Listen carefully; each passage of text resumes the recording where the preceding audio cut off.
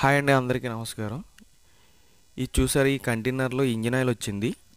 ఈ engine oil ఎందుకు వచ్చింది అనేది మీకు ఈ వీడియోలో చెప్పడం జరుగుతుందండి. అయితే 2 లక్షలు తిరిగిన car Swift desire and Ertiga diesel version A car అయినా ఈ కూలర్ బెడ్ పోవడం అనేది సహజమండి.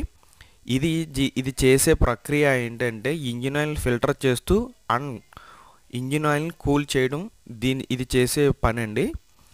ఇది ఏమవుతుందంటే మనం ఇది ఎందుకు పోతుందంటే అండి, కూలెంట్ అనేది ప్రాపర్గా మనం వాడపోవడం, వాటర్ వేసి బండిని నడపడం వల్ల ఈ కూలెంట్ కంటైనర్ అనేదిలోకి ఇంజిన్ ఆయిల్ అనేది వస్తుంది, కూలర్ బెడ్ పోయి.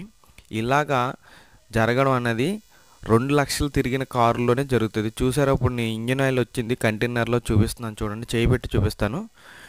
ఇలా జరగడం ఈ కూలర్ బెడ్ పోవడం వల్ల అండి. ఈ కూలర్ బెడ్ అనేది చేంజ్